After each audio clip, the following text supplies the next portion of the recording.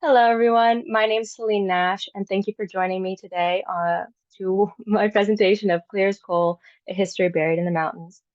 Before I begin, my pronouns, I use any, so she, he, they, all are perfectly fine by me. But today our topic is unfortunately not a very happy one, so I do want to give a little bit of a trigger warning. We will be mentioning uh, death both for children and adults as well as animals, um, mine disasters, abuse, some very unhappy topics, as well as the effects on the natural environment and the long-term health effects that coal mining has on even modern day, right? The other disclaimer I want to put out there, if you hear me say NEPA or NEPA, I'm not talking about the Environmental Protection Act. I am talking about Northeastern Pennsylvania, as we call it. So that's the area we'll be talking about today. So if you hear me say NEPA, uh, just for the context. So let's get into it. Um, in the heart of NEPA or NEPA lies Scranton. Now, many of you probably have heard of Scranton from the TV show The Office. What The Office does not show you is that Scranton actually has, and the surrounding towns, actually has a very long history of coal mining, not so much a paper industry. We don't have paper as big here. We don't really have logging as much as some other states. Coal mining was a very, very big industry here for a very long time. That is because, as you can see in this beautiful picture, uh, these coal veins are gigantic. So this is, you can see where it says City of Dunmore there. The rest of that is Scranton. And all of those veins are what is called anthracite. So we can see in this picture, and I apologize for the glare of this picture. I took it at a museum, so it's not perfect. The gray in there is the anthracite coal itself. Anthracite coal is the highest grade of coal you can get. It is considered the best just because it produces very little ash. It does not smoke or produce soot. Very highly valued in this area. Whereas bituminous coal, rather ashy, really sooty. Additionally, anthracite coal burns for a very, very long time. It stays very, very hot for a long time. Bituminous coal does not have that same value. Now, anthracite coal was actually found in this area dating all the way back to the Native Americans. So Northeastern Pennsylvania region, in fact, most of Pennsylvania belonged to the Lenape. The Lenape people actually found anthracite coal here way long ago. It would only be the deposits on top of the soil that they would use. No technology was advanced yet to have the mines that we see today. Pennsylvania then was largely colonized by settlers from Connecticut. And as the time progressed and we moved into the Industrial Revolution, anthracite coal became more and more valued.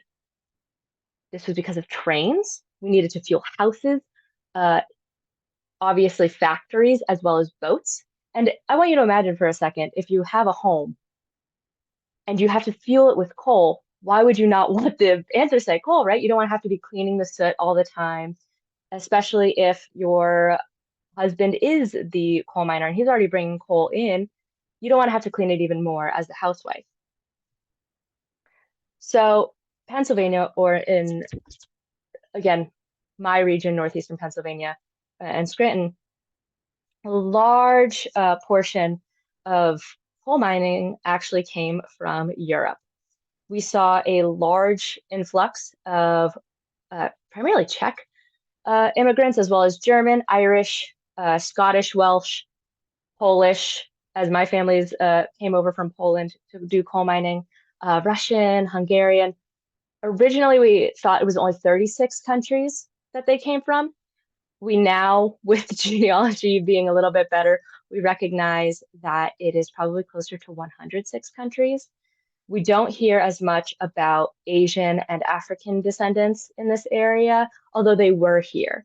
There was definitely influence. They did go into the coal mines. Those stories are just, unfortunately, very, as we hear throughout history, right? Any POC people's stories are going to be hindered a little bit more and a little bit more covered up. And that is the case in this as well. Because so many of the coal miners were not American citizens in this area, English was not a necessity by any means. A lot of times, the mines would be split up by cultural region. So again, my family came from Poland. The mines that we worked in was primarily Polish. There would be some Russians or Lithuanians or Ukrainians maybe in there, but typically have similar languages. So it would be easier to communicate with one another. You wouldn't have to have a translator available. There would be less language barrier. But additionally, those are just the people that would group together in the towns at all. The coal mining towns where people would live right next to the mines just were automatically kind of sectioned off because that's where their family was, or people would go there as their cultural hub, right? Like a little Italy or a Chinatown. Same idea that people would want to move to the cultural areas where they are familiar with. So in this area, in specifically Lackawanna County and even Luzerne as well, we see very often towns split up by cultural regions. So, for example, Scranton's a pretty big melting pot itself, but Oliphant, a neighboring town, has a lot of Irish and Italian. Jessup is almost exclusively, really, really largely Italian population. Dixon City, where I live, again, Polish population. So we see these micro heritages, I suppose, or micro culturals just being formed in these little areas. And it's fascinating to see how they developed out of necessity, right? Not only that, we also saw a large influx of different religions. So in the area, a lot of Jewish people started moving into the area, Protestants, Catholics. And in these coal mining towns, people would often build churches or temples, synagogues, to have some form of relief. When they exited the coal mine, a very dark and dreary existence, they would have hope to see an afterlife in the church. And they knew that it was a very deadly job. So having religion there as a comfort was a huge part of their lives. And I kind of mentioned this a couple times over, but coal towns themselves were owned by the mines. So very often it was English, Irish, and Scottish settlers would buy the mines and buy the land in the area and then sell houses or plots of land to the immigrants coming in. So that way the coal mine companies would retain the money and be paid back the money. And this also meant that if you were fired or you died, you no longer had a home. Your family had to go and find a new home. You weren't allowed to live there anymore. This also meant just because of the way the coal mines work, very often they didn't pay people real money.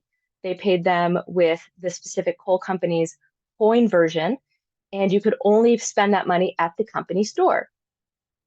You might have heard the popular song where it's, I sold my soul to the company store, that line, because you would be spending the money that you just earned, paying back the company, and you could only pay there. So again, if you passed away, your family was out of all money because you weren't allowed to live where their coal mine was anymore. You had to go find a new home, and your family had no money that was real. This is just an example of the breaker. These breakers were the part where the coal would come out of the mine and be sorted through. Now, coal mining life started very early.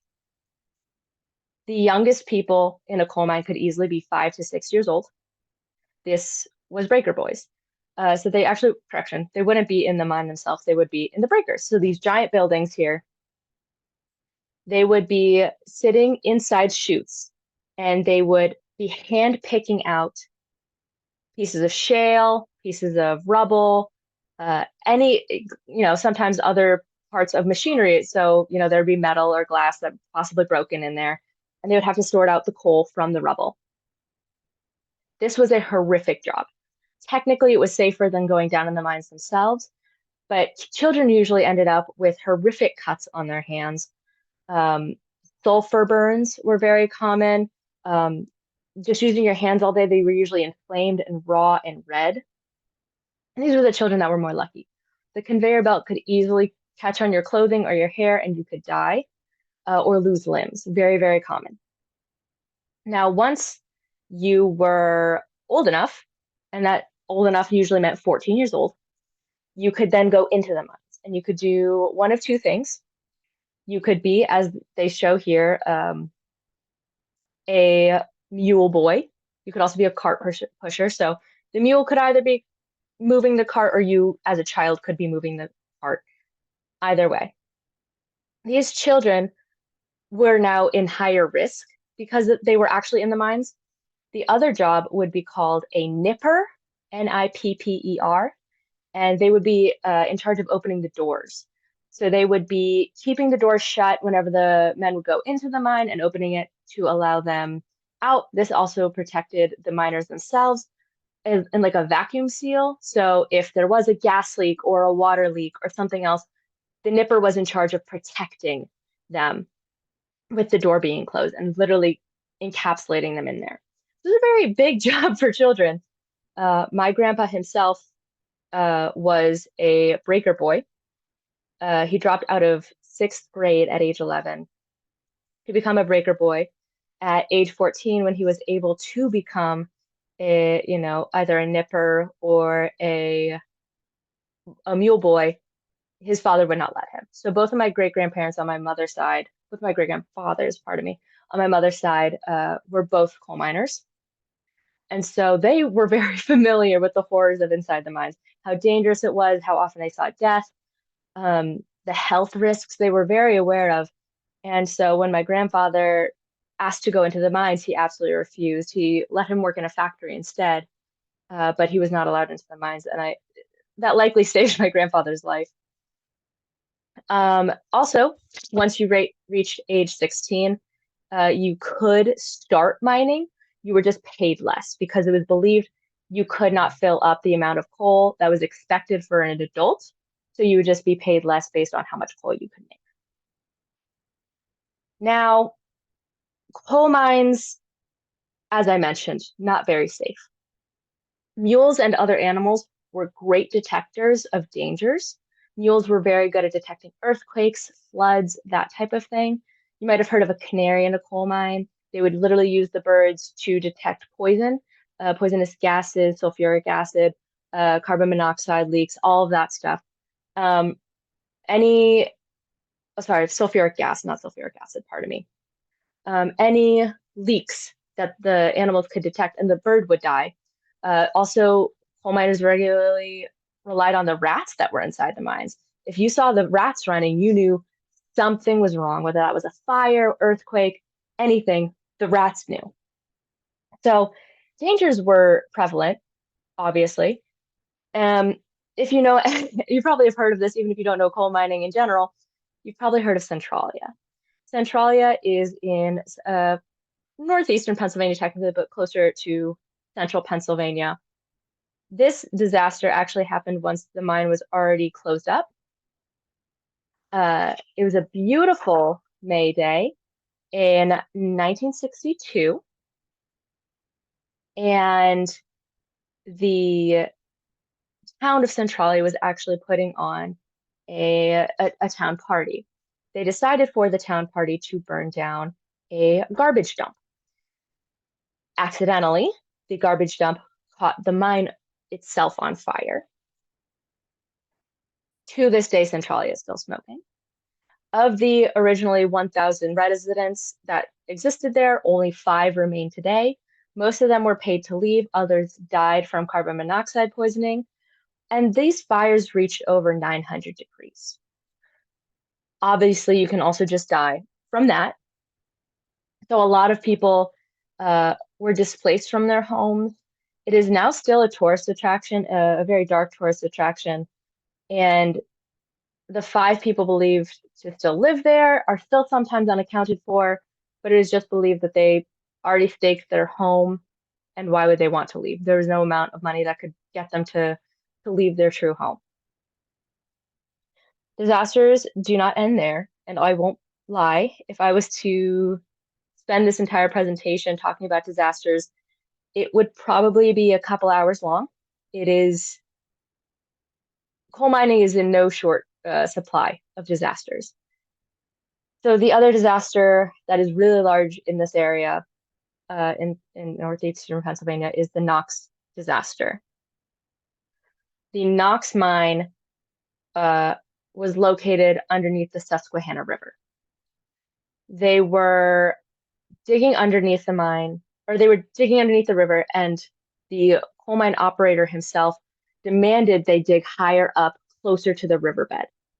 The miners, and this goes for any job really, if you work in a job long enough, you start to, learn the ins and outs of a job probably better than sometimes your boss, if your boss is not actually doing them himself, right? So in this case, the mine operator believed there was another vein of coal closer to the riverbed, and the miners refused. Some of them walked out. Not all of them were able to. This was a very, very cold day. This is a great picture, not of the exact disaster, obviously, but with river, the frozen over, the Susquehanna with ice on it. 12 miners ended up being stuck in the mine when they were forced to continue digging upwards. 12 died, 33 barely made it out because the river began crushing in and over 10 billion gallons of water flooded the mines. It is a miracle that anyone was able to get out, but the 33 were still able to get out. And it took 3 days to plug up the riverbed and not have it continue flooding into the mine. An absolutely horrid disaster. This is what you could just expect from having going down into the mines in general. Obviously, if there was not a river near around, it wasn't as big of a risk, but there was still the potential of collapse. This is the Black Maria, as they call it. The Black Maria is a hearse for the 1800s and 1900s. The way that it worked, the coal companies would sound off a bell at the end of the workday. This allowed the women of the house or children of the house to know that, the men were coming home and they could start dinner or start a hot bath for them, and that their men would be returning. If that bell sounded at too early in the day, they knew someone died because work had to stop for some reason. And there was no reason that the coal mines would stop operating unless someone passed away. Now, again, this could also be a breaker boy, right? This could be a mule driver. This could be a child that died. And once the bell rang, the entire community would come out onto their porch and watch as the Black Maria brought body or bodies up the street. And I want you to imagine being a housewife with, so many kids, say 5 to 6 kids, even. Sometimes they had more. My great grandparents had 12 children in one family, so large families. And you would be having to watch these Black Marias drive up and pray that it was not your child or your husband. If it was your child, obviously you're heartbroken. If it was your husband, you now do not have a home. You do not have a home. You do not have any way to pay for a new home because, again, usually the money was not real money. It was coal mining money. And now you have all of these children to take care of, and there's nothing to do with them. There's no way to feed them. Once you were without husband, you had nothing unless you had a community. And again, a lot of times in coal mining towns, the people in the area would be all from one heritage or similar heritages at the very least. So there was a very strong sense of community in these areas. You could only hope that if your husband died, someone would take you in as a boarder. That wouldn't necessarily always happen. Or you could always hope that maybe, your aunt or your cousin lived nearby and you could live with them in the meantime while looking for a new husband. Again, this was not always an option. Women of the house did not only have to worry about funeral preparations, though, they did also have to take care of the homes themselves and children. They also very often took care of gardens or ran small businesses out of their homes. Sometimes they would sell garments or teach people how to make garments. In a lot of cases in this area, silk weaving was actually a huge, huge industry. And young women, the children of the house, would go into this business to help bring their more money in for their family to survive. And when I said my grandpa wasn't allowed into the mines, he actually went into a silk factory himself. So it was just a huge industry in here. And this is an example of a coal mining house, just kind of a basic rundown of what you might expect inside the home. And even to this day where I live, some of the houses around here do look like this on the inside. You might still find remnants. That sewing machine on the side. My family does still own our grandpa's sewing machine, and it looks exactly like that. So this is rather familiar for people around here. And the other job for women, and sometimes children, would be to find coal. So if the families were lucky enough to have a breaker boy, sometimes the breaker boy could steal pieces of coal in his garment. That was super dangerous. He could get physically punished for it or killed for it. If he was lucky enough to steal some, he could steal some. But again, if you remember, I mentioned earlier anthracite coal being the best type of coal around, meaning it was very expensive. So even though we had this large supply, it was really hard to get, especially on a minor salary. So these calm dumps, where all the waste products, the shale, you know, glass, metal, any pieces of rocks, granite that weren't useful would end up here.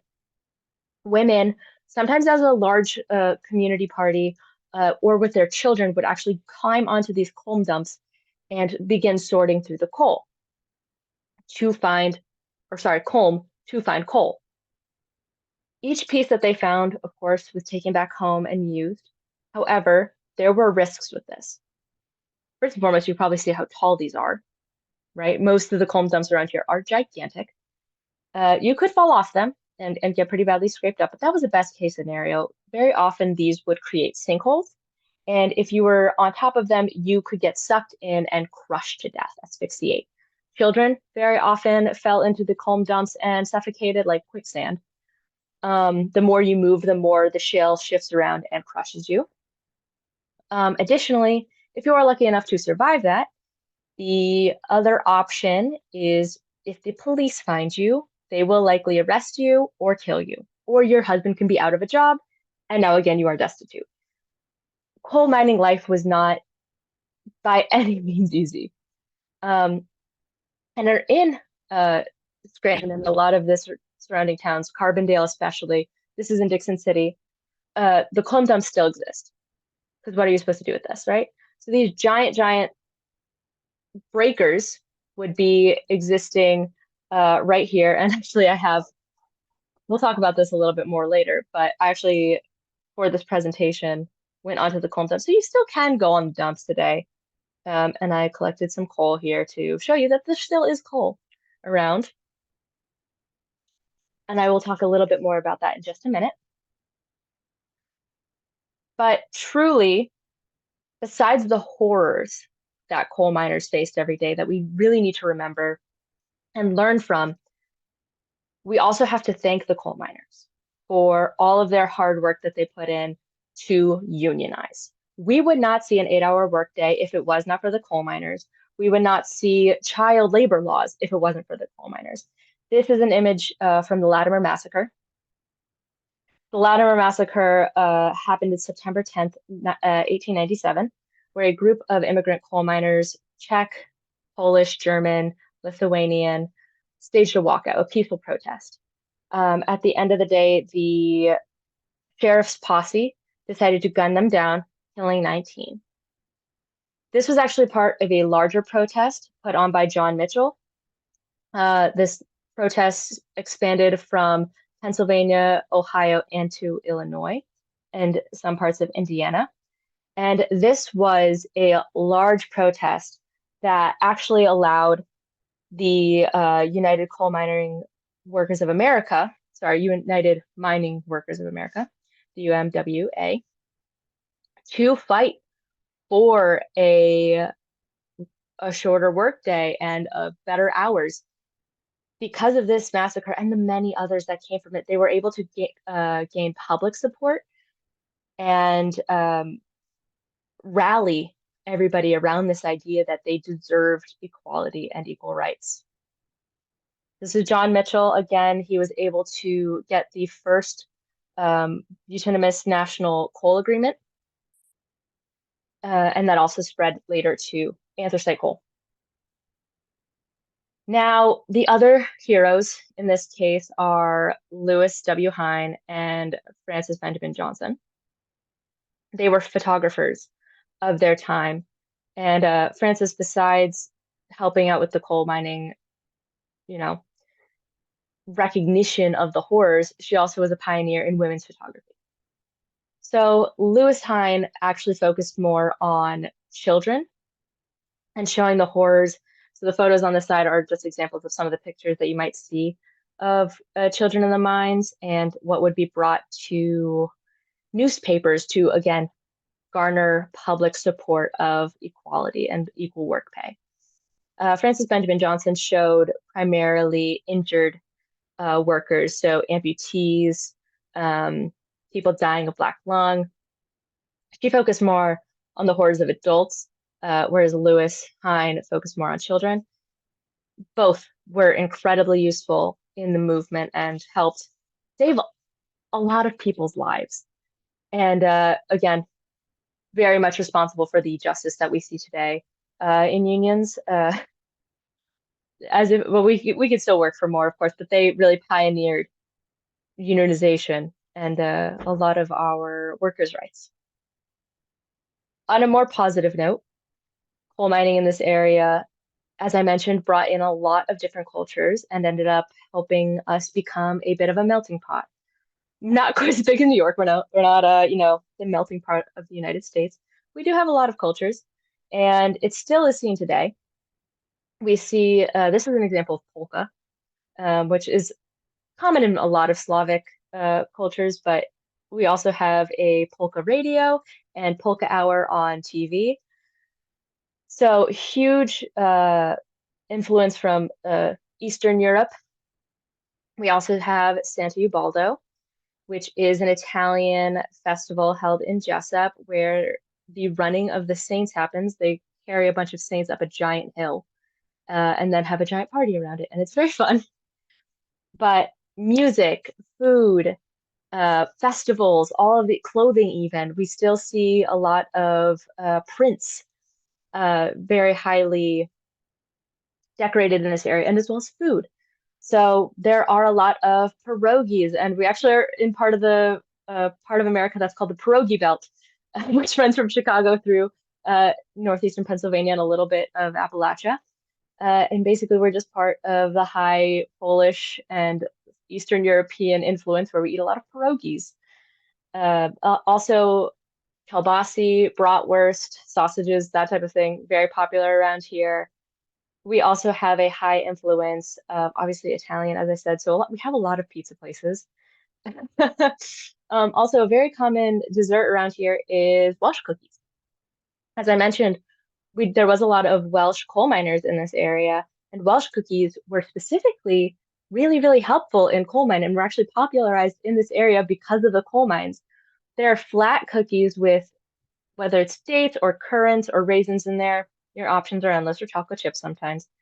And because they were flat and dry, you could put them in your pocket and eat them throughout the day without anyone really noticing, or putting them in your lunchbox specifically.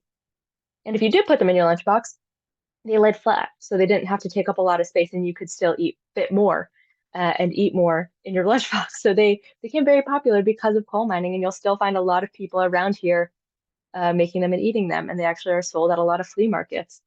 Very delicious, I will say. Now, on a more negative note, got to jump back to it, right? I apologize. Um, it's not just cultural influence that the coal mines left. They also left a huge natural influence on this area, as I showed earlier, the coal dump. And that, well, this is where we're going to start talking about it. The VFW park there with that red mark is this. This is the VFW park. And this was the coal mine. This is where the breaker stood, that giant building, like I said before. This is where that breaker would stand. This blue wall is actually a reservoir or was a reservoir. It's been filled in, but it was a reservoir of where they would pump out all of the water from the mines to hold there. Now, luckily they filled it up because originally that reservoir was the town's drinking water, bathing water, and a swimming pool. So it was kind of disgusting. And again, it was also the water from the mine, so it wasn't clean by any means. Um, but people still used it. Now, if we can back up, this giant L shape you can see right on the side of the VFW park, that is this giant coal dump.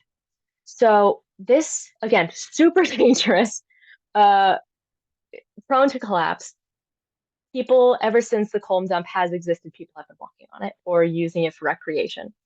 You can see on the right there are track marks. People use this for quadding, motorbikes, biking around, hiking. It's a pretty large, expansive area, so there's quite a lot to do on it. Children play on it. Um, I, on the left, am no better. I took my graduation photos on it because it was a big part of my heritage. And actually, I don't think you can see it in this picture. I think it's been buried up from time. But in that pile there, you could originally see the entrance to the mines as well. That has been buried up at least. Again, that's just another picture. And you can actually see that life is trying to come back from this horrific disaster that was coal mining. The trees are starting to grow back there, which is lovely. And this is just to show you how large the coal dump is. This is only the first ridge of the coal dump. I don't like climbing to the top of the coal dump just because some parts are a bit shifty and kind of unsafe to walk on. Also, the black coal gets very, very hot, so I don't like staying there for too often in the summer. But people do walk their dogs in the winter around there. It's pretty nice around there when it's cooler out. People also, I didn't mention this, people also use this area for partying.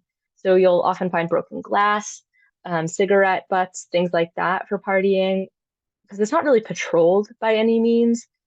Originally, this coal dump was, uh, privately owned by the coal company, and then when the coal mine shut down in the 50s, actually probably closer to the 40s, I believe, because yeah, this coal dump or this coal mine shut down in the 40s because men were needed in World War II rather than mines.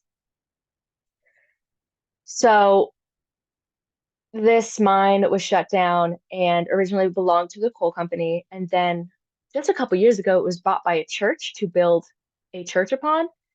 That fell through because they realized how unstable this land is and nothing can be built upon it. So it's just unusable land. As far as I know, it is now public land. Again, people use it as public land. There isn't any signs that say it's private property. So this is taken from the first arch of the coal dump.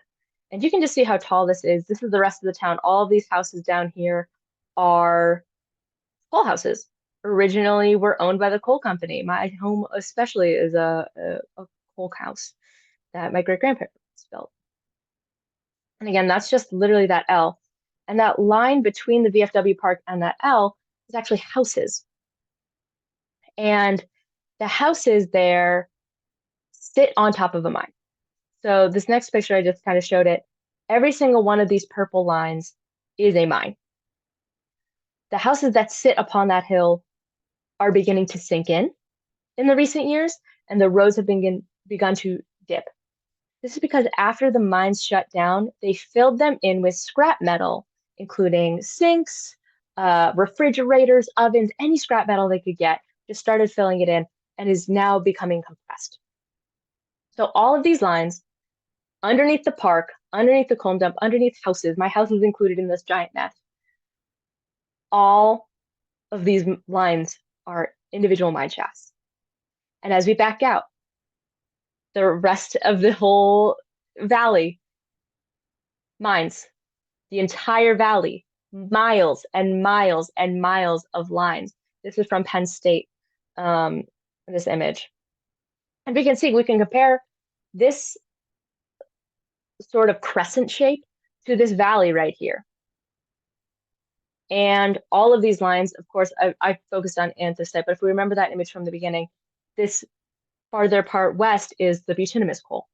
You can see all of these lines showing exactly where we have been affected by the risk of coal collapses, right? Mine collapses.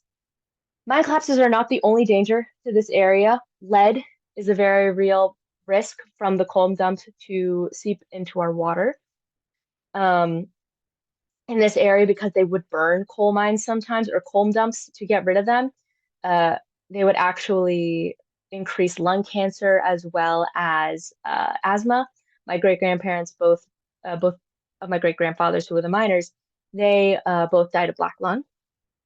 Lifespans were significantly shortened in the mines. And even now, to this day, we still are seeing the repercussions of it. A lot of our water isn't safe to drink from or to fish in, still to this day. Now, a lot of what we see today is what is called mountaintop removal. Luckily, as far as I know, most of the mines in northeastern Pennsylvania have shut down, and now all of the mines have now moved to outside of Pennsylvania. Unfortunately, Penn State does not have pictures of the other states because it's Penn State, but we are seeing it more in West Virginia, and around the entire Appalachian Trail, as well as in Colorado in the Rockies. There's a lot of mountaintop removal, which, as you can see, doesn't look very nice. And it is technically safer for the miners. They are not prone to collapses. They can't, they can avoid fires easier, floods easier. It is more dangerous for the environment and for the people living nearby. So these people who did not consent to the mines being there are getting the seeping lead, all of the toxic chemicals right into their water supply, in their food supply, in the air. They are suffering from acid rain, and there are higher risks of cancer in these areas, as well as full fish kills or riparian zones suffering greatly. Amphibians very sensitive to chemical changes. So it is safer for the miner, but way more dangerous for everyone else involved. Additionally, as I mentioned, it's kind of ugly as well. And there are some proposed plans along the Appalachian Trail. So if you know you care about the Appalachian Trail, I would highly recommend looking into the Appalachian Trail Conservancy. Greenpeace and National Geographic all have ways of getting involved in protecting mountains from mountaintop removal and coal mining operations. I highly recommend looking further into this entire line of work, both from the past, we can learn from our past, and continuing forward and moving not only to workers' rights, but also environmental protection and for our own health benefits. I highly recommend looking forward into this, more into this rather, and acting out, contacting your representatives and demanding better safety precautions when it comes to mines. Luckily, we have seen a significant decrease in coal operations since the early 1900s. However, in the past 5 years, it has begun increasing again. So we really need to stop it before it gets any worse. And before I end this here, I do want to read this poem that I obtained from the Anthracite Museum near my house. And it is it's called Black Faces, Final Breath, an Ode to a Coal Miner. I'm gonna try not to cry here, I apologize. The bell rings, beckoning them to step aboard the chariot that descends deep into the bowels of the earth. Down they go, clean of spirit, clean of heart, and clean of body. Now the bell rings twice to let them know their shift starts soon. Who are these men? Good men called to the deep to chisel out a life for loved ones to keep. Fear set aside to toil, but for to provide wheat and meat for loved ones to eat. Who are these men? Good and true, with pick and shovel in hand and light upon their hats, who face this cold and dismal wall of black. Break into that face, so cruel, and gather chunks into cars that move along the rails so true. To reach into the top it must, if they wish to share that meager scale of dollars' trust. Who are these men?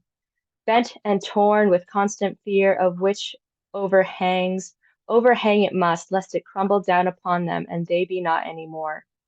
The whistle of death sounds, mother and child gripped with fear, fall upon trembling knee to pray to God, spare him whom they need so much, but now is gone beneath the stones of death he now belongs. Sad knock upon the door, they bring him home, for he shall breathe no more that dirt of doom. Cry, child, cry, mother, and wife so dear, for you shall have him not ever so near. He now lay beneath the ground, so cold, so cold, so cold.